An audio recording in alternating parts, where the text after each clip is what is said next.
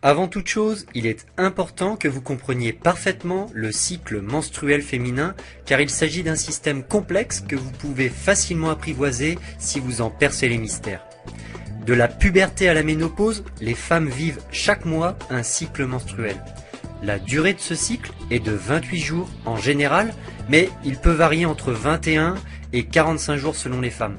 Un cycle commence dès le premier jour de règles et se termine le premier jour des règles suivantes et peut se décomposer en 3 phases. La phase menstruelle, qu'on appelle communément période de règles, et qui dure entre 1 et 5 jours.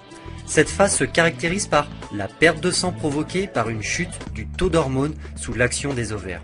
Tout ceci crée le détachement de la muqueuse utérine interne sous forme de sang. Il y a également la phase folliculaire qui s'étend du 6e au 14e jour après le début des règles. Ici, le taux d'œstrogène augmente dans le sang, ce qui permet la reconstitution de la muqueuse utérine. La création de cette couche à l'intérieur de l'utérus permettra d'accueillir un œuf fécondé. Cette phase s'accompagne également de l'apparition d'une glaire qui permettra le passage des spermatozoïdes dans l'utérus et la fécondation éventuelle de l'ovule au 14e jour. Enfin, la phase sécrétoire qui dure du 15e au 28e jour est l'étape durant laquelle l'ovule fécondé pourra s'implanter dans l'utérus. À ce moment-là, il y a 2 cas de figure. Soit l'ovule fécondé s'est bien implanté et le processus de la grossesse est en route, soit il ne s'est pas implanté et dans ce cas, le taux d'hormones libérées par les ovaires chute et les règles arrivent à nouveau. C'est la fin d'un cycle et le début d'un nouveau. La libération d'un ovule par l'ovaire s'appelle l'ovulation et cet événement est essentiel pour la reproduction. La rencontre du spermatozoïde avec l'ovule forme l'embryon. Cette phase d'ovulation dure environ 24 heures et se produit en général 14 jours après le premier jour de règles. Alors tout ceci est théorique, chaque femme est différente et chaque ovulation également. Les dates peuvent varier, il se peut également qu'il y ait un mois durant lequel l'ovulation ne se produise pas. C'est pourquoi il est primordial de savoir repérer le moment de l'ovulation pour optimiser ses chances de concevoir un bébé. Justement, mettez toutes les chances de votre côté pour que la fécondation ait lieu. Pour cela, vous devez privilégier vos rapports durant cette phase d'ovulation. Encore faut-il la repérer. Voici plusieurs moyens de vous y prendre. La première chose que vous devez faire est de déterminer la durée de votre cycle. Est-ce que c'est 22 jours, 28 ou bien 32 jours? Voici comment faire.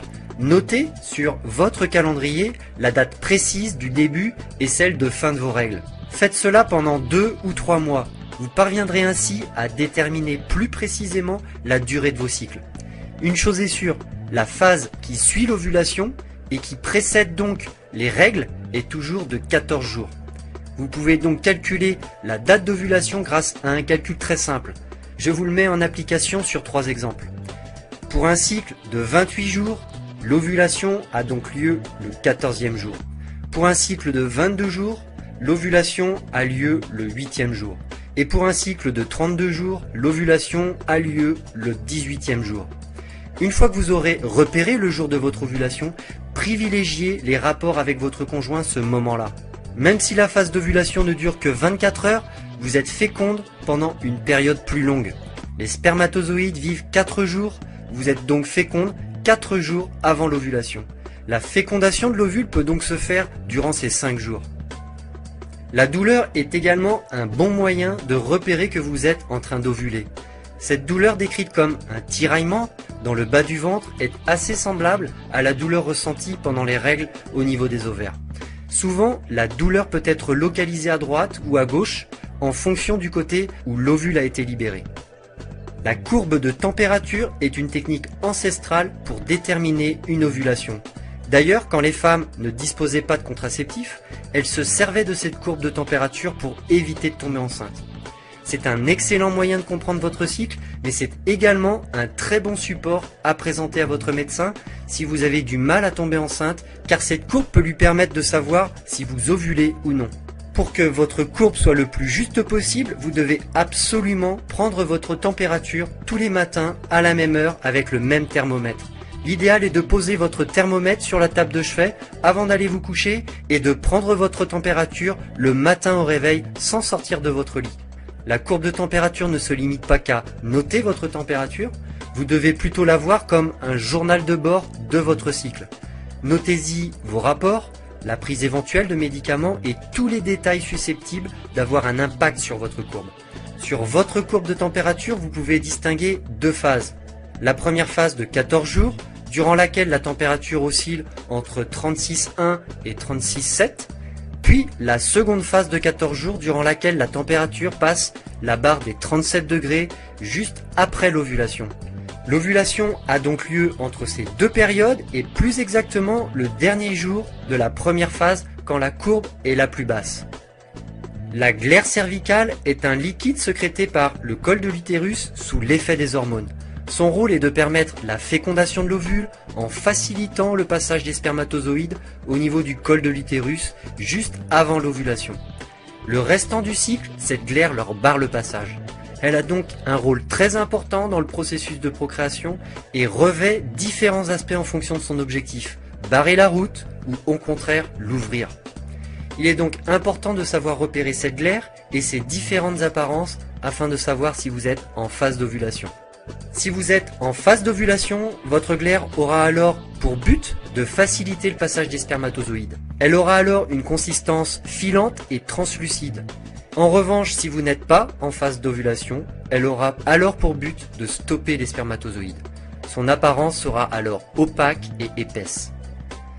Il existe enfin un moyen efficace mais plus onéreux, environ 20 €, pour savoir si vous êtes en phase d'ovulation ou non. Les tests d'ovulation s'achètent en pharmacie et se présentent sous la même forme que les tests urinaires de grossesse. Ces tests très sensibles détectent votre pic d'hormone LH qui précède de 24 ou 48 heures la libération de l'ovule. Pour plus de fiabilité, ces tests s'effectuent sur plusieurs jours. Vous faites le premier au 12e jour environ et vous recommencez jusqu'à noter l'augmentation de l'hormone LH. Quand le test est positif, c'est-à-dire que vous avez atteint votre pic d'hormones, alors c'est que votre phase d'ovulation est sur le point de commencer. Malgré toutes ces méthodes pour repérer le moment de votre ovulation, il se peut que vous notiez une absence d'ovulation pendant un mois ou plusieurs mois. C'est assez fréquent lorsqu'une femme arrête la pilule dans le but de tomber enceinte. Il faut en quelque sorte laisser le temps pour que la machine se remette en route comme on dit. Donc ne paniquez pas tout de suite en vous mettant en tête que vous êtes stérile car vous n'ovulez pas. Laissez quelques mois à votre corps. Et si au fil du temps vous constatez que ces troubles d'ovulation persistent encore, parlez-en à votre gynécologue. Il existe des médicaments qui agissent comme des petits coups de pouce pour aider le corps à retrouver un cycle normal. Avant toute chose, il est important que vous compreniez parfaitement le cycle menstruel féminin car il s'agit d'un système complexe que vous pouvez facilement apprivoiser si vous en percez les mystères. De la puberté à la ménopause, les femmes vivent chaque mois un cycle menstruel. La durée de ce cycle est de 28 jours en général, mais il peut varier entre 21